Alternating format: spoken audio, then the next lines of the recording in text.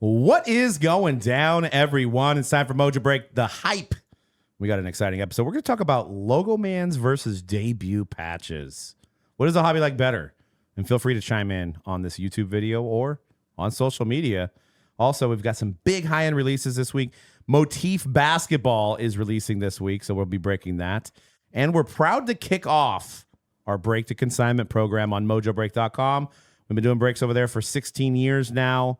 And now if you get a card that maybe necessarily doesn't fit into your PC requirements, but it's over $50, you can consign that and we'll have it up next business day on eBay. So you can get 100% store credit or fees apply if you want to get cashed out. I think it's a great way if you get a random team, if you get a card you don't necessarily want, or maybe you get two autos of somebody and you want to sell one and keep one, let us do all the heavy lifting for you.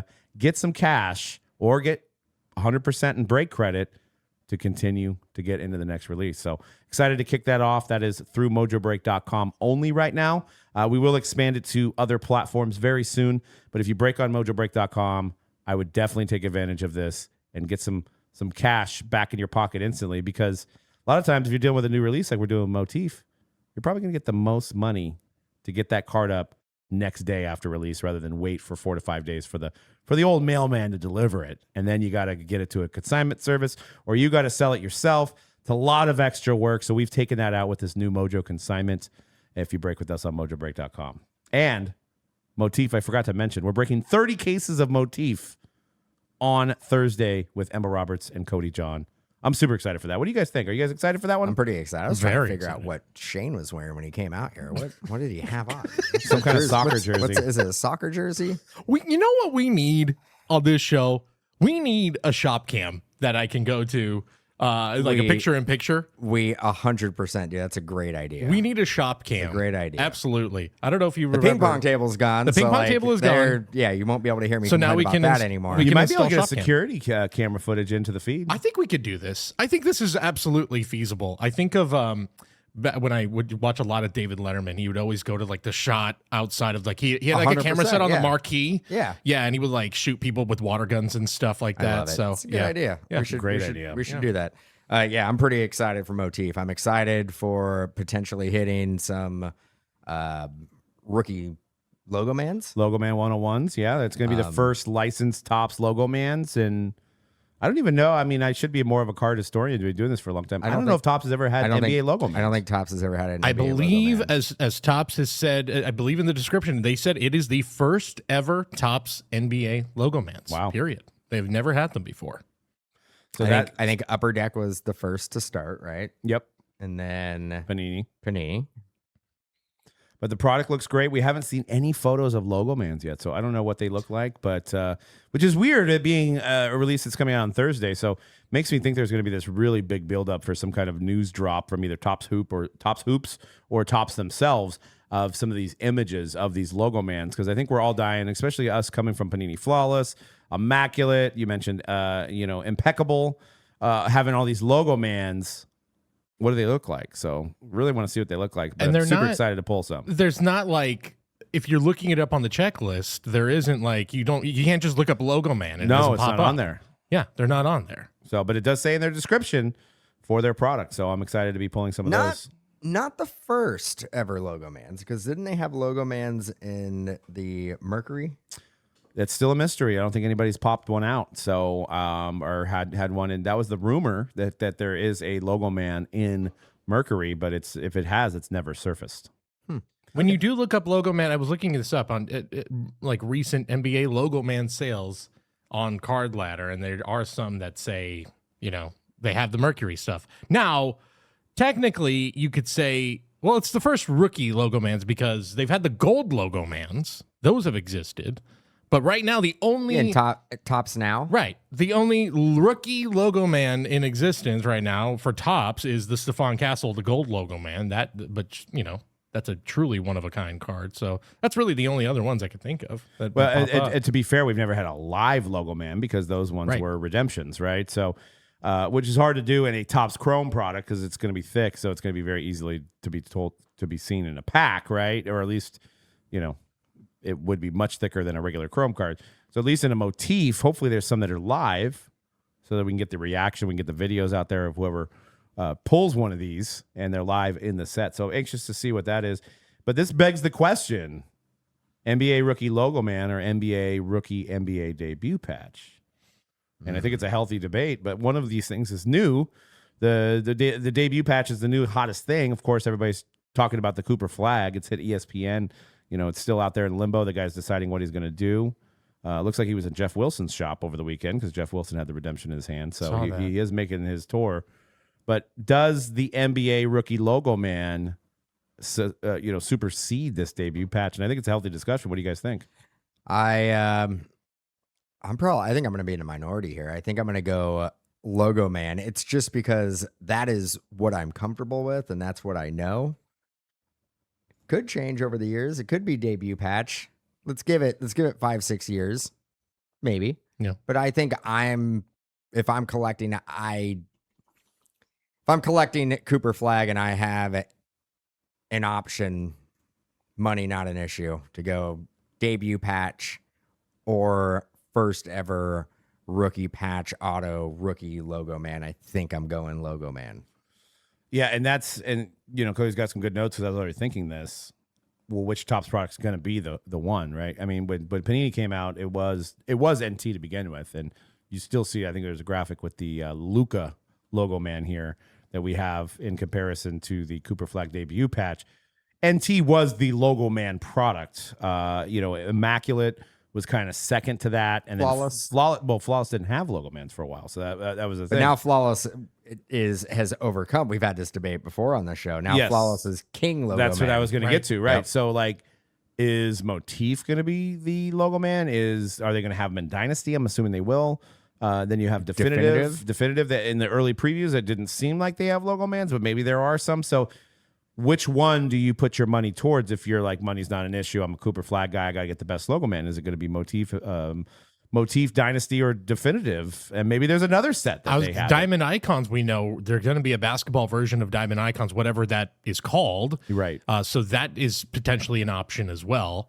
If it's, I would say Dynasty kind of strikes me as the one that would be the go-to if we're kind of giving the flawless comparison there. Yeah. I think Dynasty would be the one.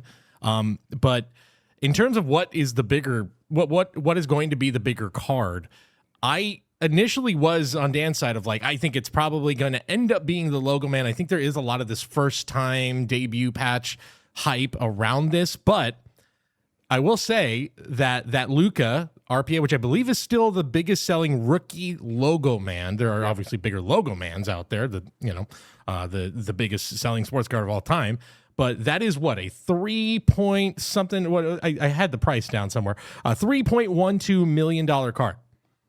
I think most people would agree the Cooper Flagg's probably going to sell for more than that, right? Or around this, at least the same amount, minimum. Yeah. I mean, it's hard to compare the eras because if Luka was Luka now and we had debut patch, different story maybe. Right. Even Zion, I hate to say it, if Zion had a rookie patch Logoman debut patch, whatever, on his year, it would be insane, right? We'd be talking about that during that time. The problem with the Logomans is there could be 3 or 4 of them, right? There could be 3, 4, 5 of them for rookie Logomans. Even National Treasures used to have just the Logoman number to 5 with no auto for the rookie. So there was an additional 5. Then you had an Immaculate, and who knows how many they had in Immaculate. There is only one rookie debut patch, right? Right. I'm kind of on your boat as I'm a purist of I had Logomans in my collection because every collector collects differently, but legacy flawless collectors, National Treasure collectors, they're probably going to appreciate the Logoman more than the debut patch because they don't have any of those in their collection. It's hard to say. And also the thing too with that Lucas sale, that it's the highest recorded one. That was back in November of 2022.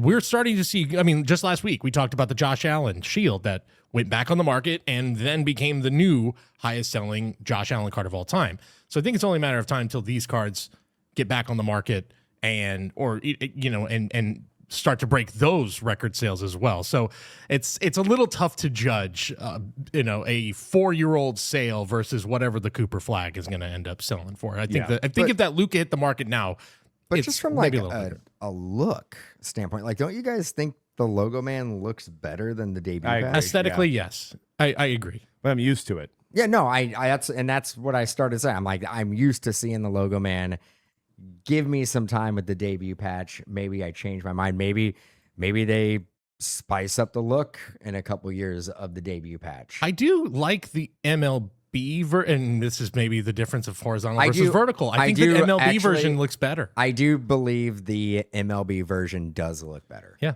But there is a Logoman on the debut patch. There is. So it's still a logo. And one way or another, you're getting a logo on there.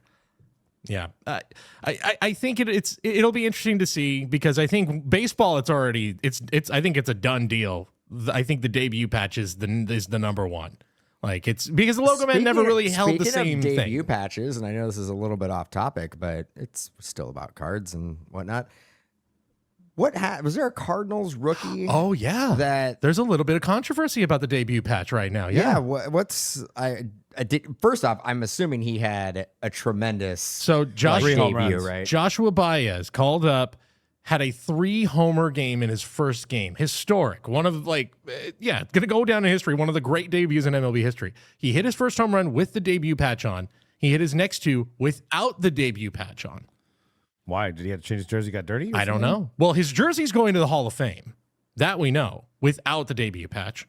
But yeah, it's weird that the next 2 home runs were hit without it. So is it going to change the value of that card? No. Like that's even if he doesn't do a lot, like that card is going to hold a ton of value. I think that's kind of like maybe protocol where it's like, okay, this debut patches jersey that you go out there and start the game with, you switch them out. And then, because let's face it, like if they take that jersey and they're going to make relics out of it, he probably wants a jersey for himself.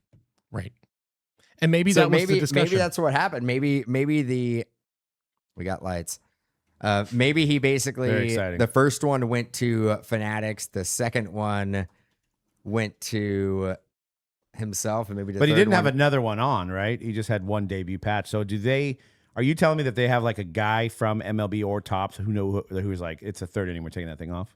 I thought that they would not take the whole jersey. I thought they would just have a clubhouse guy go take the patch off. Well, that's what they did. So it's probably the same jersey he was wearing, but they took the patch off mid-game. I think so. Because it is just Velcroed on. Like it's of all the jerseys, I think the NBA one is like at least ironed on. Like it looks a little more secure on there than the MLB one. But the MLB one looks a little like you can even kind of see it. It's almost fraying sometimes. So maybe it was just as simple as it was going to fly off, and we know the clubhouse guy's probably instructed, like, you have to make sure that is secured and you get that thing. So if you even notice a sign of like it might be flying off or something, get it off. Or there's a protocol where it's like, okay, after your first inning or first 3 innings, like we get an opportunity, we're going to take it off. I'm going to be definitely going to be eyeing that a lot more as we see more, especially as we get along through the year for baseball. You're going to see a lot more of those rookie debuts, guys getting called up late in September and stuff. So keep an eye out. Now, how long those things hang on. You think that'll be in this year's Chrome update?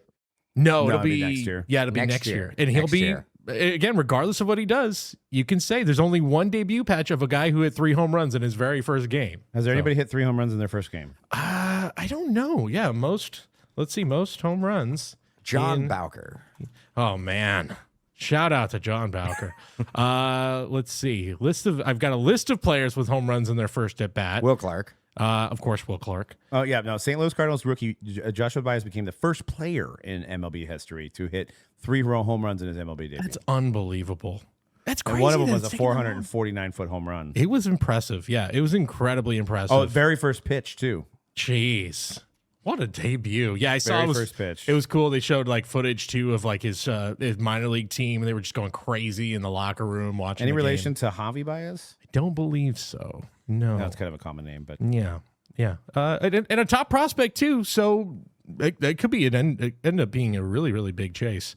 I'm assuming whatever year his first Bowman, there had to be a spike in those cards. Yeah, definitely. 34 bombs in AAA this year, by the way. This guy's got pop. It's got legit pop. Tearing it up. I mean, one of the things though that you do see is once you go to this next slide with this Nolan Traore is baseball hasn't been able to crack like these price levels for these lower level guys, right? So this one sold for $26,000. So it was the first basketball debut patch to ever completely sell, and it was at 26,000. So I think we were seeing debut patches for baseball.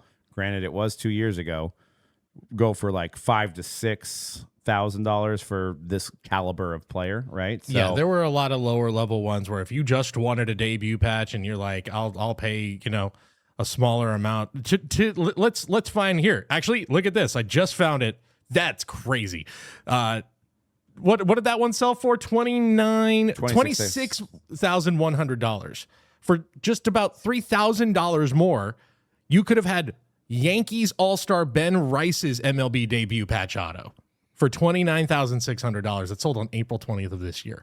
Crazy. So that is nuts. It's not one of the higher ones, but still, for a guy of that caliber, that is crazy. was Nolan Traore a second rounder? I couldn't tell you off the top of my head, but I mean, it's remarkable that his card went that high. He's 19th overall pick. Yeah. So a first rounder, but yeah, like it's From France too. Is it even a top 10 debut patch you want? Maybe. I don't know. NBA folks tell me. I think NBA collectors are used to this kind of stuff, right? Where baseball, like the debut patch auto, there never was a home besides maybe Dynasty for patch autos for baseball. It's always been Topps Chrome, but first Bowman, things like that, and the debut patches kind of came, and they're building the rep. Obviously, the Paul Skeen's over $1 million. All that stuff has got some hype behind it, but I want to say that James Wood didn't even sell for that much. We actually saw it at I think PC Sports Cards had it. So, wow. And I don't think it was crazy. I think it was 50 to 100K or something like that. Yeah, I think it was in that range. I want to say, it might have been 150. It might have been 200. It was pricey. Might have been 10 million. But again, 162K for James Wood. Okay, so and that respect. But Rookie of the Year from the National League in 2025, Drake Baldwin, All-Star again this year, $19,520. That sold on July of this year. So for what, $2,000 less, you could have had or more than that, excuse me, about $7,000 less, you could have had the NL Rookie of the Year. And what about some of the football debut patches? Yeah, if you were to compare, I feel like I have not seen too many hit the market in the football. No, not a ton. Yeah, I'm looking right now. But what about T. Ferg, dude? Terrence Ferguson. I mean, I'm a buyer. Yeah, I don't think they made one for him. Right. They made one for him. What were they called? The premier? Be the best tight end on the Niners squad. No, he'd be 34th. You got like Gifford, got Cool, Gifford out there. You guys came out. You guys just lost against the mighty Titans. We're playing guys that aren't even going to be on our team. Not even one. Yeah, maybe neither. Maybe besides Stribling. Hey, we didn't play anybody. I had watched that game. I had no idea who anybody was on the Rams squad out there, but we won. Ty Simpson might be the greatest quarterback ever to do it. Well, let's slow our roll there. Just give him the MVP right now. Well, I'm trying to find some premier patch. I mean, my team doesn't like to waste draft picks. We get guys we can use, the same year while we're trying to win. I can't find any premier patch sales, by the way. Ty Simpson be the best quarterback on the Niners roster. No.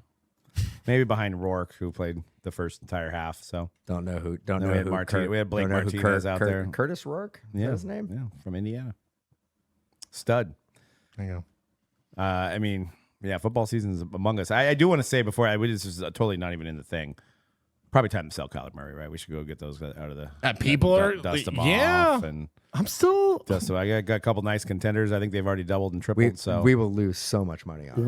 That is the only way to get something back. It's true. Wait till the Vikings find themselves sitting at 8-0, and we're like, wait a minute. We can't wait, Cody. We have to end the podcast right now. You're we have to get them on eBay as we speak. Yeah. Understood. If you got to get out now, get out while the getting's good, and get out while the getting's better than it's been for a while. In about 5 or 6 years, if that might be generous. Yeah, that's one guy that's if you bought him in 19, you're down. So before the boom. Is that the only investment you could actually make probably in 2019 where it just never went back up? No. I mean, that class in itself was, pretty bad. I mean, what did you have? Drew Lock and, unfortunately, the guy from the Redskins Commanders. Drew Lock, I think, might have. Are you talking about Kyler Murray's year? Yeah. Oh, you did what? I think Drew Lock might have got a championship ring last year because I think he might have been on the Seahawks. Daniel Jones, who had a nice, bit of a revival. who's had a revival last year. If he can be healthy again this year, then I think DK Metcalf is in there as well. Yeah, there's some good position players in there. Other non QBs in there, I should say. That's one of those years of products. Got to see if that product has a Tom Brady auto in it or a Mahomes auto. Then That's you can break it. what you about need. it. Hockey. Wow. Card that sold for more than a lot of vintage hockey cards. This Macklin Celebrini. It's a good time to be in San Jose. Gold 1 of 1 sold for $1.281 million on Golden Auction. I actually never noticed. There's no grade on that, huh? Just slabbed authentic. Just authentic. Really? Go back to it? Yeah, just slabbed authentic, which, look, it's the constant debate. The 1 of 1. I think it's the right move. Like, how much more is that card? Well, though that means it was going to be an 8 or a 9. Yeah, I guess so. Well, I actually believe it was going to probably be an 8, or it was probably minimum grade 8, and it was probably going to be lower than an 8. Yeah. Possibly. I Yeah. still would argue, like, again, how much more does it? It would obviously help it if it was a 10. Oh, if it was a 10, it might have been $10 million card. might have been 10 million. So maybe this person didn't even want a 9. Who knows? Maybe. I mean, those cards can be hard to grade with the way that the film is on it. But, I mean, if you're not collecting hockey, you should think about it because the highest sale ever is the Gretzky at 5.2. But this eclipsed the Connor McDavid RPA that sold for $571,000. So this doubled a Cup rookie patch auto of Connor McDavid. This is insane. No autograph crazy. on this card. And no auto. Yeah, that's.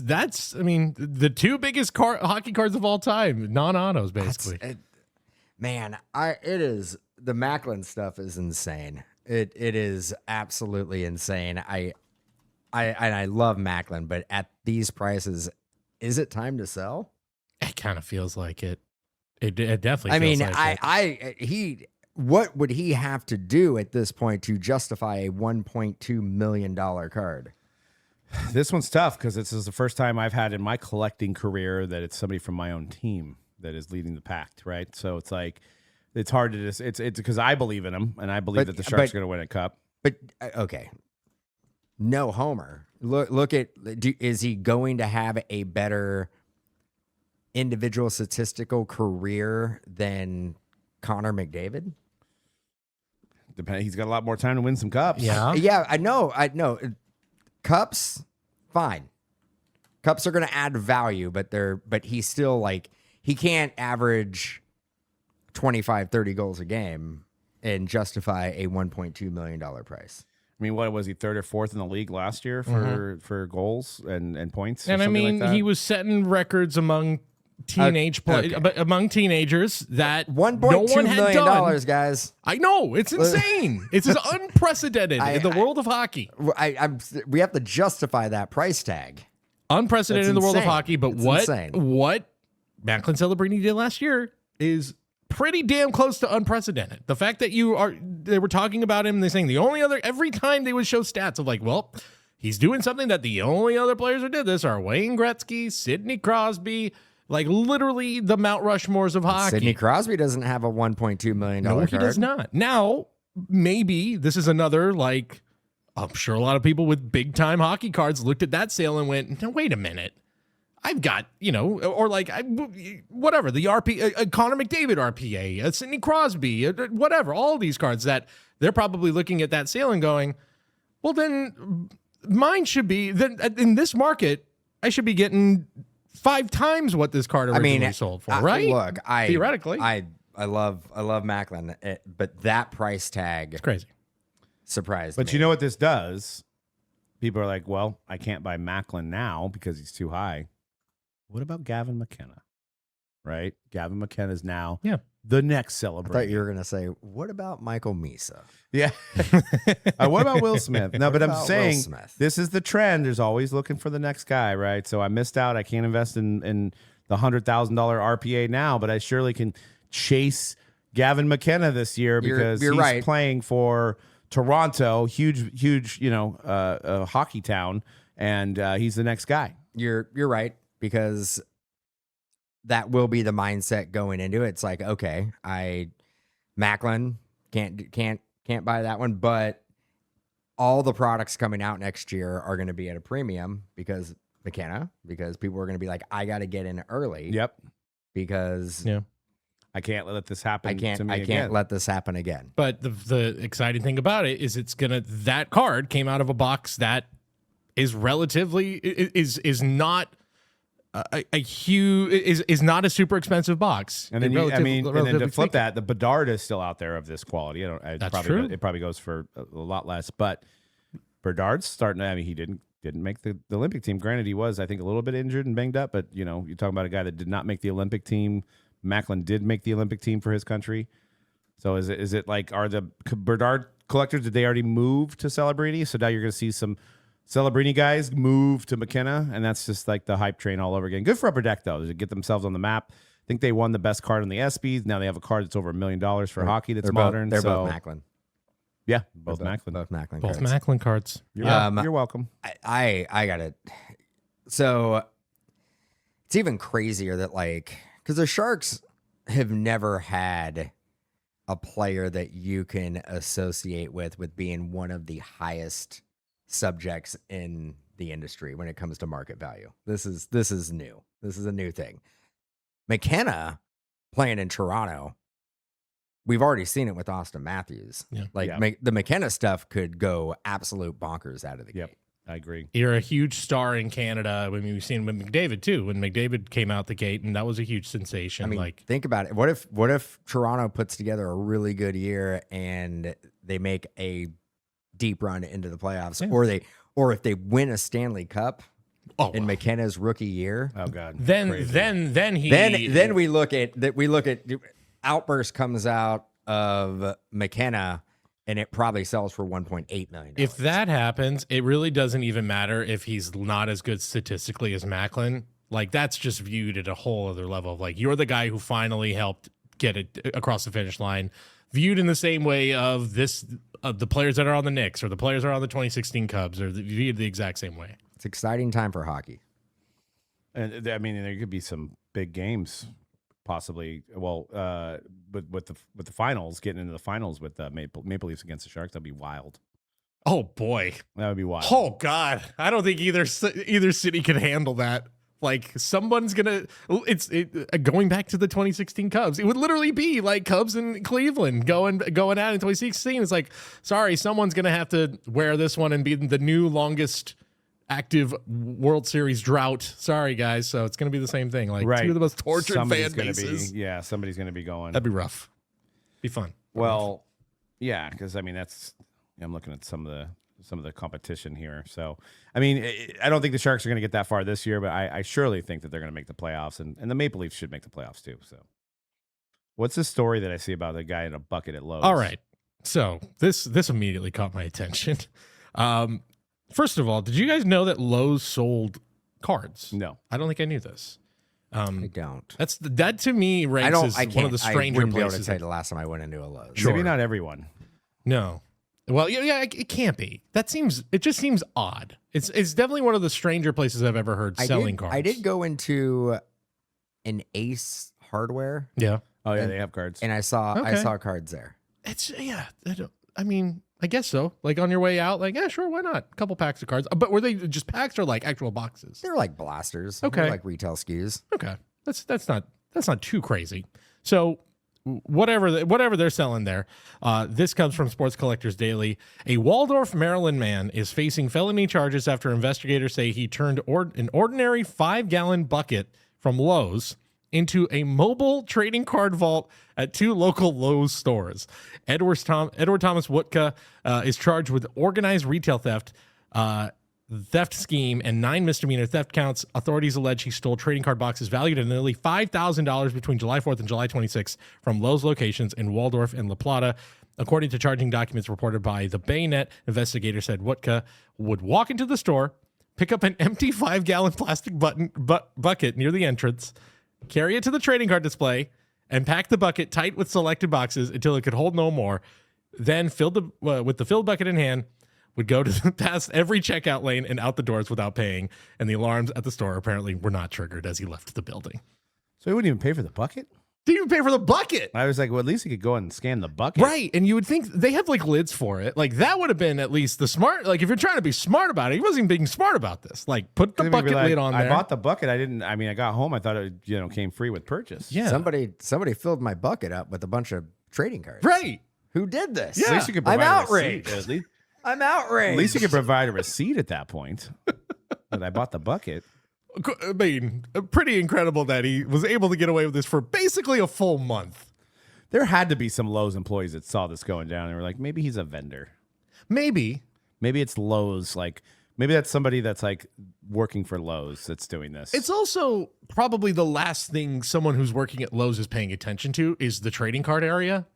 They've got bigger things to worry about. They're worried about, wood, But lamps. Now I'm thinking, well, how many people are just leaving with the Lowe's buckets or like the Home Depot buckets? Right. Are people just like, those are free? Do they just not have like a I don't know. It's crazy. No, they're probably going to be putting in procedures very recently Yeah. or very soon to negate this thing. But Yeah. that's a lot. That's a lot of whack. See, from July 4th to July 26th. And I'm assuming that $5,000 is like in the account of like $20 blasters. So that's a lot of blasters to get up to $5,000. Yeah, it's got to be mostly blasters. There's no way they're doing hobby boxes. They may have megas, but they may have Megas probably $60 to $100 boxes, but that's going to be the max. So you're telling me even if he stole $100 megas, if they were that means he stole over 50 of them. How did he finally get caught? I guess they checked they started to notice that there was a lot of boxes gone, and they started checking the security footage. They probably just realized that their whole display was completely empty. Yeah, they're like, man, this is kind of weird. And he probably wasn't going, he's probably going to multiple locations. Two right? locations, yeah. Went to two separate locations. And yeah, started to look at they started to probably notice that there's a lot of these boxes that are mysteriously gone that were just kind of sitting there before. Well, actually, I think I might have put it together because a lot of these now, and I think it's with Target, I think the deal is like it's either Excel or Beckett or somebody that it's not the Beckett grading, it's the company that distributes the retail. So Topps will basically give it to these guys. These guys will pay them, and then they put it in the store. And I believe they only collect payment after. It's not like it's a weird way they do it. So I bet you if you look at these days, July 24th to July 26th, the vendor probably went in there and went, we're out of boxes. Well, but it says you guys still have 40, right? Oh, so, yeah. Because I think it's a vendor managing the inventory, and they probably come like once a month or every release, and it probably took that amount of time to figure out like, well, hold on a second. There should be 50 to 100 boxes here that are gone. Where's the sales? That's probably when it's like, okay, let's start digging into this. That's probably this guy probably could have got away with it, but he kept coming back to the same place. Pop that lid. Yeah. Right. I should have just done that and played dumb. I didn't know. Wow. Look at all this stuff. No wonder it was so heavy. Thought it was like cement. I don't know. Did he get a free bucket every time? So he's got like He's got a lot of buckets. He's got like 50 buckets. At least let him keep the buckets. And those are relatively inexpensive. I've bought. I think they're like $5. Yeah. Like you can't even pay If that, $5. You're gonna steal $500 into $1,000 worth of wax, and you're gonna not even pay the $5. Come on now, man. Can't do it. Speaking of Lock them up. this isn't really a weird place, but it was an unusual place that to buy some boxes. I think I saw on Stock and Trades feed today on his Instagram. Where to find? He said in the LA area, it's impossible to find any Chrome Update basketball except if you go specifically. You have to go to Universal City Walk, right outside the shopping NBA area store, at the NBA store, and they have a ton of Chrome Update basketball just sitting there. They probably don't anymore after you put it up there, but The NBA store gets what the NBA store wants. Yeah, exactly. They got to carry the NBA product. that's the nice little hack there. If you're in the Los Angeles area, apparently very tough to find, except if you're willing to navigate the parking garages at Universal Studios, which is a tough task, like I will say.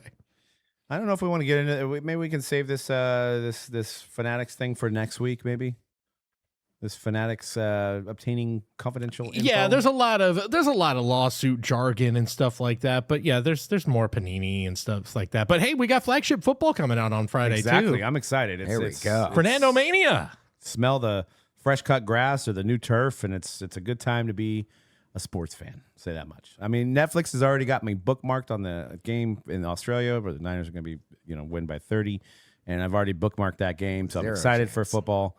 Good team looks good. Stribling, Deshaun Stribling, not Ross Stribling, or Deshaun Stribling looks great.